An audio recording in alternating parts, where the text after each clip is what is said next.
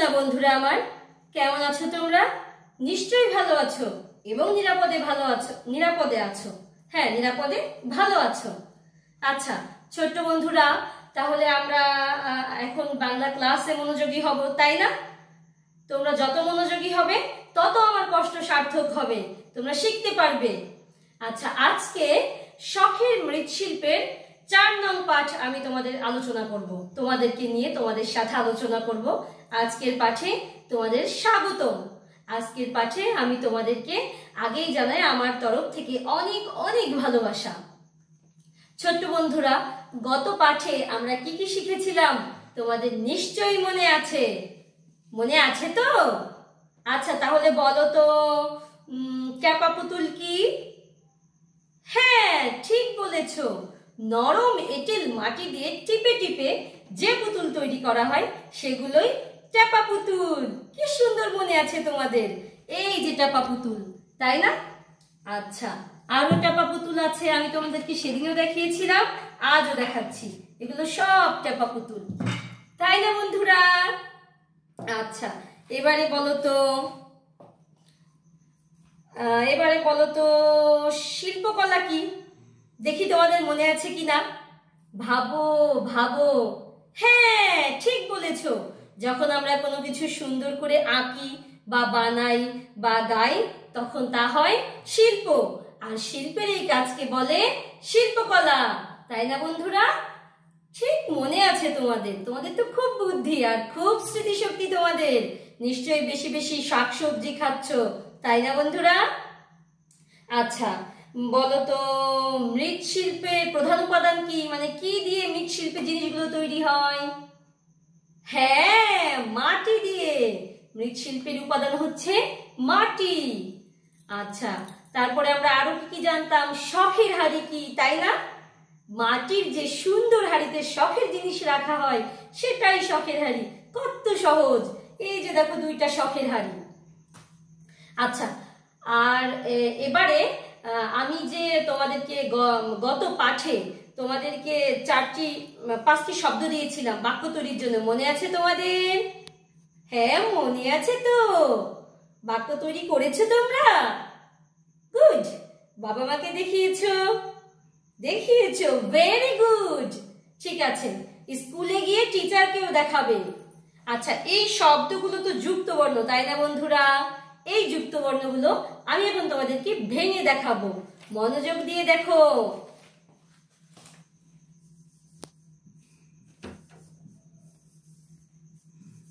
দেখো বন্ধুরা, আমি প্রথমে লিখছি কৃষক। তোমরাও খাতায় লিখে নিতে পারো বন্ধুরা।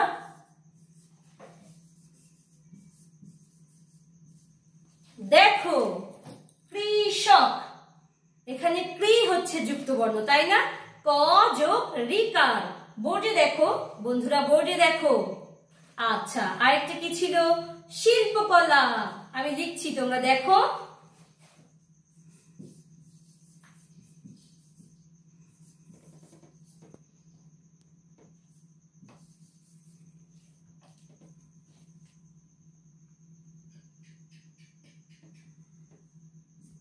দেখো তোমরা।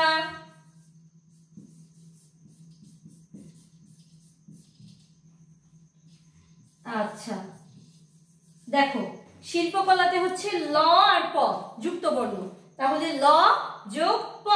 ভেঙে ফেললাম, কি সুন্দর। তোমরা নিশ্চয়ই পারো। আরেকটা কি ছিল? প্রাচীন। দেখো বন্ধুরা, আমি দেখাই, লিখে দেখাই।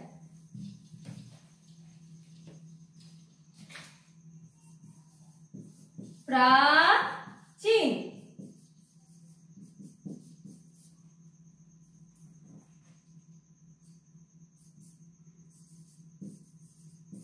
এখানে কোনটা কোনটা যুক্ত শব্দ দেখো, যুক্ত বর্ণ দেখো তো। প যোগ র ফলা, তাই না? বোর্ডে দেখো মনোযোগ দিয়ে বন্ধুরা। প যোগ র ফলা, প্রা। এই প্রাটা হচ্ছে যুক্ত, প্র যেটা ওইটা হচ্ছে যুক্ত বর্ণ। হ্যাঁ, আচ্ছা, আরেকটা কি আছে? সম্প্রদায়।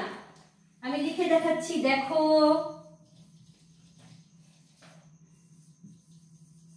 সম্প্রদায়। আমি তোমাদেরকে ভেঙে দেখাচ্ছি।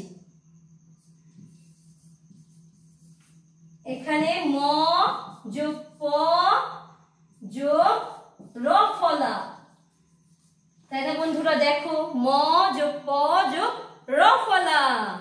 হ্যাঁ, আরেকটা বাকি আছে যত্ন, এটাও দেখাচ্ছি বন্ধুরা, তোমরা মনোযোগ দিয়ে দেখো।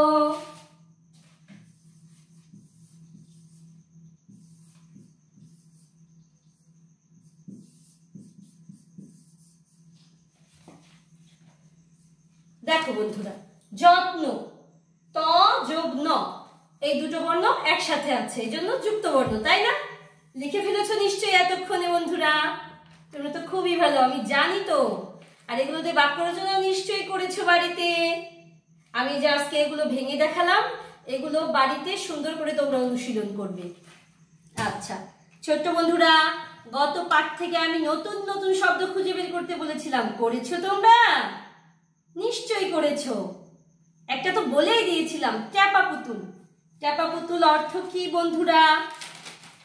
আচ্ছা, আমি যে ক্লাসগুলো নিই, তোমাদের মতো অনেক শিশুরাই তো এই ক্লাসগুলো দেখে, তো অনেক অভিভাবক আমাকে ফোন দিয়ে বলেছেন যে বোর্ডের লেখা নাকি সবসময় পরিষ্কার বোঝা যায় না, এই জন্য আজকের শব্দার্থ আমি খাতায় লিখে নিয়ে আসছি। দেখো, ট্যাপা পুতুল, নরম এঁটেল মাটি টিপে টিপে বানানো পুতুলই হলো ট্যাপা পুতুল।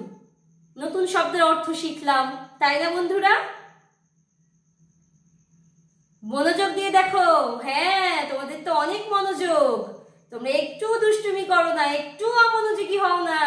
আমি তোমাদের বাবা মায়েদের কাছে খোঁজ নিই তো, আমি জানি। আচ্ছা ছোট্ট বন্ধুরা, তাহলে আমরা এতক্ষণ কি শিখলাম? যুক্ত বর্ণ দিয়ে আমি যে শব্দগুলো তোমাদেরকে দিয়েছিলাম বাড়িতে বাক্য রচনা করতে, সেগুলো তোমাদেরকে ভেঙে দেখালাম, তাই না? আচ্ছা, এখন তোমরা কি করবে? এখন তোমরা চলে যাও, এই যে আমরা এই 3 দিনে যতটুকু পড়েছি এর মধ্য থেকে কিছু প্রশ্নের উত্তর আমরা নিশ্চয়ই লিখতে পারবো, তাই না বন্ধুরা? এই যে 39 পৃষ্ঠায়, এই যে 4 নং অনুশীলন, 39 পৃষ্ঠায় 4 নং অনুশীলনে দেখো আছে, ক নম্বরে আছে মাটির শিল্প বলতে কি বুঝি, এটা আমি এখন তোমাদেরকে শিখাবো। তারপর আছে বাংলাদেশের প্রাচীন শিল্পকর্ম কোনটি, তারপর আছে শখের হাড়ি কি রকম। বন্ধুরা, আমরা এখন এই 3টা প্রশ্নের উত্তর শিখব। প্রথমটা কি আছে? মাটির শিল্প বলতে কি বুঝি। আচ্ছা দেখো, আমি লিখেছি মাটির তৈরি শিল্পকর্মকেই আমরা বলি মৃৎশিল্প। মাটির তৈরি শিল্পকর্মকে আমরা বলি মৃৎশিল্প। পরের খ নম্বর প্রশ্নে ছিল বাংলাদেশের প্রাচীন শিল্পকর্ম কোনটি। দেখো বন্ধুরা, এখানেই তার উত্তর আছে, আমাদের দেশের সব থেকে প্রাচীন শিল্প হলো মৃৎশিল্প। আমাদের দেশের সব থেকে প্রাচীন শিল্প হলো মৃৎশিল্প। খুব সুন্দর করে দেখো বন্ধুরা, এই দেখো,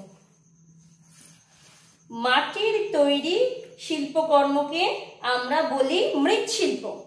মাটির তৈরি শিল্পকর্মকে আমরা বলি মৃৎশিল্প। আমাদের দেশের সব থেকে প্রাচীন শিল্প হলো মৃৎশিল্প। তোমরা লিখে নাও বন্ধুরা, বইতেও খুঁজে পাবে তোমরা, তোমরা তো কালকেই পড়েছো, তাই না? তাহলে মাটির তৈরি শিল্পকর্মকে আমরা বলি মৃৎশিল্প। আমাদের দেশের সব থেকে প্রাচীন শিল্প হলো মৃৎশিল্প। নিশ্চয়ই তোমরা লিখে নিয়েছো।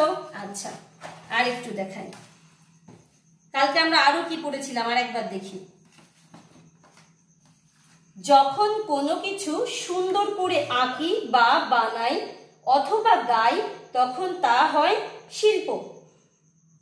যখন কোনো কিছু সুন্দর করে আঁকি বা বানাই অথবা গাই, তখন তা হয় শিল্প। শিল্পের এই কাজকে বলে শিল্পকলা। মাটির তৈরি সুন্দর সুন্দর জিনিস হলো মাটির শিল্প। অনুশীলনের ক নং প্রশ্নের উত্তর কিন্তু আমরা পেয়ে গেছি। মাটির তৈরি সুন্দর সুন্দর জিনিস হলো মাটির শিল্প। লিখে নাও বন্ধুরা, ক নং প্রশ্নের উত্তর মাটির তৈরি সুন্দর সুন্দর জিনিস হলো মাটির শিল্প। আর এই প্রথমটুকু তোমরা মনোযোগ দিয়ে দেখবে যে শিল্পকলা কি। অথবা শিল্প কি, এরকম প্রশ্ন যদি আসে তাহলে তোমরা কি লিখবে? যখন কোনো কিছু সুন্দর করে আঁকি বা বানাই অথবা গাই তখন তা হয় শিল্প। আবার বলি, যখন কোনো কিছু সুন্দর করে আঁকি বা বানাই অথবা গাই তখন তা হয় শিল্প। আচ্ছা, এবার শিল্পকলা কি? শিল্পের এই কাজকে বলে শিল্পকলা। শিল্পের এই কাজকে বলে শিল্পকলা। মনে থাকবে বন্ধুরা? মনোযোগ দিয়ে দেখো, সুন্দর করে দেখো, লিখে নাও। মাটির তৈরি সুন্দর সুন্দর জিনিস হলো মাটির শিল্প। নিশ্চয়ই তোমাদের মুখস্থ হয়ে গেছে, তাই না? আচ্ছা, আরো আছে। খ নম্বর প্রশ্নে কি আছে? বাংলাদেশের প্রাচীন শিল্প কোনটি? এই দেখো, মাটির শিল্প বলতে কি বুঝো, কি বুঝি এটা তো আমরা পেয়ে গেছি। বাংলাদেশের প্রাচীন শিল্পকর্ম কোনটি? এটাও আমি আগেই দেখিয়েছি। আমাদের দেশের সব থেকে প্রাচীন শিল্প হলো মৃৎশিল্প। মৃৎশিল্প বাংলাদেশের সব থেকে প্রাচীন শিল্প হলো মৃৎশিল্প। মনে থাকবে তো বন্ধুরা? আচ্ছা, শখের হাড়ি কি রকম? শখের হাড়ি কি রকম এটা আমরা বহুবার পড়েছি, আজকেও বোধহয় বলেছি। আর একবার দেখাই বন্ধুরা, দেখো, মনোযোগ দিয়ে দেখো, লিখে নাও। অপূর্ব সুন্দর কাজ করা মাটির যে হাড়িতে শখ করে পছন্দের জিনিস রাখা হয় সেই হাড়িকে বলা হয় শখের হাড়ি। আচ্ছা, অপূর্ব সুন্দর কাজ করা মাটির যে হাড়িতে শখ করে পছন্দের জিনিস রাখা হয় সেই হাড়িকে বলা হয় শখের হাড়ি। আবার বলছি, অপূর্ব সুন্দর কাজ করা মাটির যে হাড়িতে শখ করে পছন্দের জিনিস রাখা হয় সেই হাড়িকে বলা হয় শখের হাড়ি। আচ্ছা, শখের হাড়ি তাহলে কি রকম? শখের হাড়ি অপূর্ব সুন্দর, শখের হাড়ি মাটির তৈরি, শখের হাড়িতে শখের জিনিস রাখা হয়, তাই না বন্ধুরা? শখের হাড়ি তাহলে কেমন? অপূর্ব সুন্দর দেখতে, শখের হাড়ি মাটির তৈরি, শখের হাড়িতে শখের জিনিস রাখা হয়। আচ্ছা ছোট্ট বন্ধুরা, আরেকটা প্রশ্ন আছে এখানে, বৈশাখী মেলায় কি কি পাওয়া যায়? ঘ নাম্বার প্রশ্ন। আমরা সেই প্রথম পাঠেই জেনেছি বৈশাখী মেলায় কি কি পাওয়া যায়। মাটির খেলনা, কুলা, চালুন, তারপর পিঠার সাজ, আরো অনেক কিছু পাওয়া যায়, তাই না বন্ধুরা? মুড়ি, মুড়কি, জিলাপি, বাতাসা, আর কি কি পাওয়া যায়? শখের হাড়ি, টেপা পুতুল, তারপর মাটির কলসি, হাড়ি, সরা, বাসন কোসন, বিভিন্ন জিনিস, তাই না বন্ধুরা? আমরা ছোট ছোট অনেক প্রশ্নের উত্তর ইতিমধ্যে জেনেই ফেলেছি। মৃৎশিল্পের প্রধান উপাদান কি? মৃৎশিল্পের প্রধান উপাদান কি? এই দেখো, বইতেই আছে। মৃৎশিল্পের প্রধান উপাদান কি? মাটি, তাই না বন্ধুরা? তোমাদেরকে যদি জিজ্ঞাসা করে অথবা পরীক্ষায় আসে মৃৎশিল্পের প্রধান উপাদান কি, সহজেই লিখে ফেলবে মাটি। আচ্ছা, এই যে দেখছো মৃৎশিল্পের সব কিছু তোমরা নিশ্চয়ই দেখতে পাচ্ছ। প্রতিদিন আমি তোমাদের জন্য রেখে দিই, যাতে দেখে দেখে দেখে দেখে তোমাদের মনে পড়ে। মাটির মাছ, শখের হাড়ি, টেপা পুতুল, খুব সুন্দর না বন্ধুরা? এই যে টেপা পুতুল, এই যে টেপা পুতুল। আচ্ছা, তাহলে আজকে আমরা কি কি শিখলাম? আজকে আমি তোমাদেরকে বাড়ির কাজ হিসেবে যে 5টা যুক্তবর্ণ বিশিষ্ট শব্দ দিয়েছিলাম সেগুলো আমরা ভাঙতে শিখলাম, তাই না বন্ধুরা? আজকে আমরা নতুন একটা শব্দের অর্থ শিখলাম, টেপা পুতুল। তারপর ইতিমধ্যে শিখেই ফেলেছি শিল্প কি।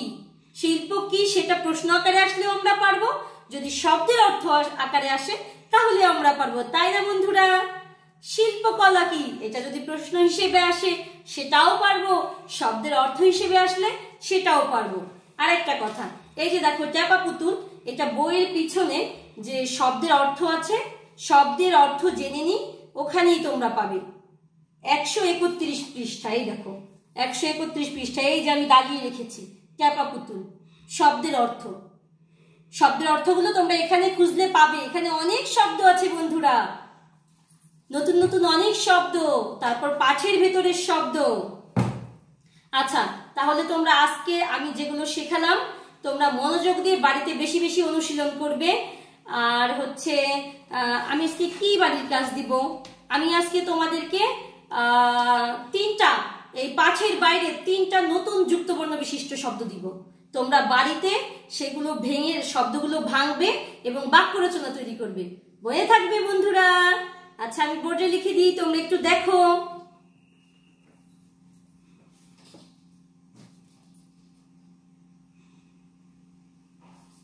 দেখো বন্ধুরা, পৃথিবী, পৃথিবী। আরেকটা দিন,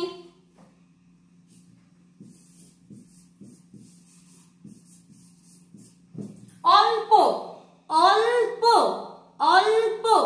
আচ্ছা, আরেকটা দিন, কষ্ট। তোমরা বোর্ডে নিশ্চয়ই দেখতে পাচ্ছ বন্ধুরা, দেখো এই যে পৃথিবী, অল্প, কষ্ট। পৃথিবী, অল্প, কষ্ট। মনে থাকবে? খাতায় লিখে নিয়েছো নিশ্চয়ই। ঠিক আছে, বাড়িতে মনোযোগ দিয়ে পড়াশোনা করবে, বাবা মায়ের কথা শুনবে, বেশি বেশি পানি পান করবে, বারবার হাত পরিষ্কার করবে। করোনা থেকে আমাদেরকে রক্ষা পেতেই হবে, এটা আমাদের চ্যালেঞ্জ। আমরা জিতে যাব, করোনাকে হারিয়ে দেব। মনে থাকবে বন্ধুরা? আর আমরা এই যে মৃৎশিল্প নিয়ে এত কিছু পড়লাম, মাটি নিয়ে এত কিছু পড়লাম। মাটি কি? মাটি হচ্ছে অমূল্য জিনিস, মাটি আমাদের মায়ের মতন। বাংলাদেশের মাটিকে আমরা ভালো রাখবো, ভালোবাসবো, মাকে ভালোবাসবো। এতক্ষণ তোমরা মনোযোগ দিয়ে শুনেছো, লিখেছো, পড়েছো, এজন্য তোমাদেরকে অনেক অনেক ধন্যবাদ জানাই। অনেক অনেক ভালোবাসা নিয়ে বন্ধুরা। ভালো থেকো, সুস্থ থেকো, নিরাপদে থেকো।